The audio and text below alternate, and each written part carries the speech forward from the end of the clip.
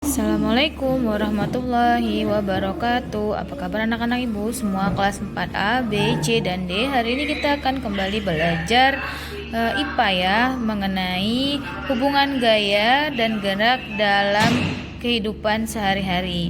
Nah, ini adalah pembahasan terakhir sebelum nanti kita akan mengikuti PH3 pada tanggal 30 Maret atau Selasa depan ya.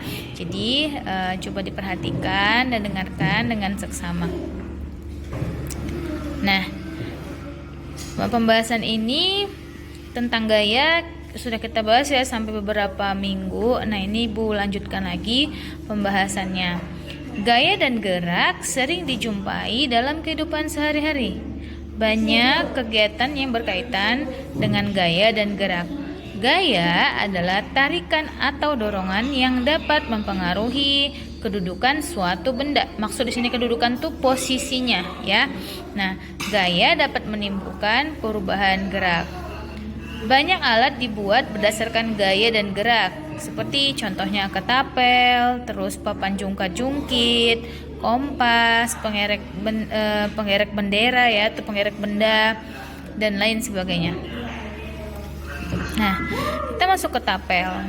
Ketapel itu adalah alat untuk melontarkan batu ya. Jadi pada zaman dahulu kala memang ketapel ini banyak digunakan sebagai senjata dalam perang. Nah, gaya tarikan yang diberikan pada ketapel adalah gaya otot. Nah, gaya otot yang diberikan berbanding lurus dengan gaya tarik pada karet ketapel. Semakin besar gaya otot yang diberikan, semakin besar pula gaya tarik pada karet ketapel. Nah, berhubungan juga dengan gaya pegas. Semakin besar gaya otot yang diberikan, gaya pegasnya juga akan semakin jauh atau semakin besar. Nah, besar kecilnya gaya yang diberikan terlihat dari jarak kerikil yang terlontar.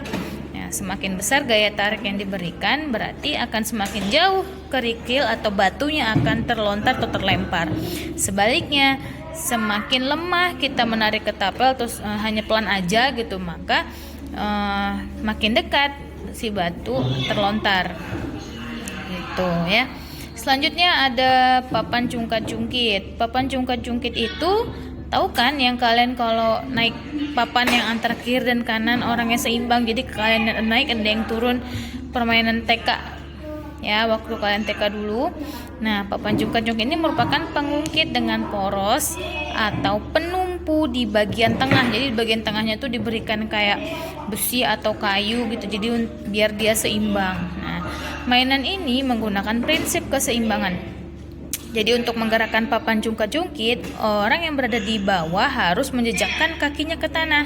Nah, gerakan ini berguna untuk memberi gaya tolak terhadap tanah dan memberi gaya dorong terhadap papan. Jadi waktu kalian hentakkan kaki kalian di tanah, maka nanti akan muncul gerakan yang naik ke atas, jadi memberikan gaya dorong terhadap papannya. Nah, sementara itu orang yang berada di atas dapat turun ke bawah dengan sendirinya. Kenapa? Karena ada gaya gravitasi yang menarik papan itu ke bawah. Jadi sebenarnya suatu benda itu bekerja juga nggak hanya satu gaya, bisa jadi beberapa gaya. Itu ya, seperti contohnya tadi papan jungkat-jungkit. Terus kemudian yang sebelumnya ini adalah ketapel, ya kan? Jadi selain gaya otot ada gaya pegas di situ.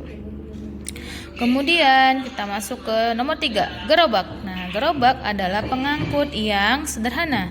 Gerobak ini dapat bergerak jika diberi gaya tarik ataupun gaya dorong.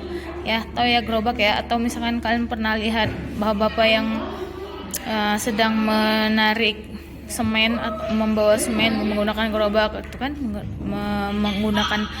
menggunakan gerobak untuk mengambil tanah dan sebagainya.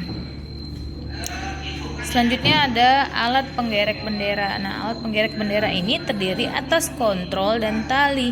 Untuk menggerek benderanya, pertama-tama benderanya dipasang pada satu sisi tali ya. Jadi pada saat dipasang talinya itu ada dua bagian gitu. Nah, dipasang satu sisi talinya, kemudian tali pada sisi yang lain ditarik sehingga benderanya bisa sampai ke ujung tiang. Kalau kalian suka, kita waktu dulu ya upacara bendera, nah itu termasuk contoh dari alat penggerak bendera. Nah, Gaya tarikan ini menyebabkan bendanya bergerak ke atas. Jadi waktu kalian tarik ke bawah, benderanya atau di sisi satunya lagi talinya naik ke atas, otomatis benderanya juga naik ke atas gitu.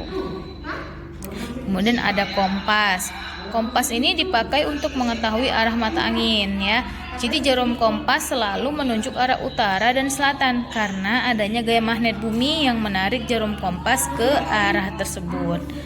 Oke, jadi ini penggunaan gaya magnet sebenarnya ya, gaya magnet bumi. Nah, yang keenam ada sepeda. Sepeda ini bergerak jika pedalnya dikayuh oleh kita ya menggunakan kaki. Nah, gaya tarik melalui rantai menyebabkan roda berputar ke depan sehingga sepeda pun bergerak ke depan. Nah, seperti itu saja ya penjelasan dari Bu Nindi. Ini adalah tambahan. Kalian bisa perhatikan lagi, dengarkan atau dibaca-baca kembali.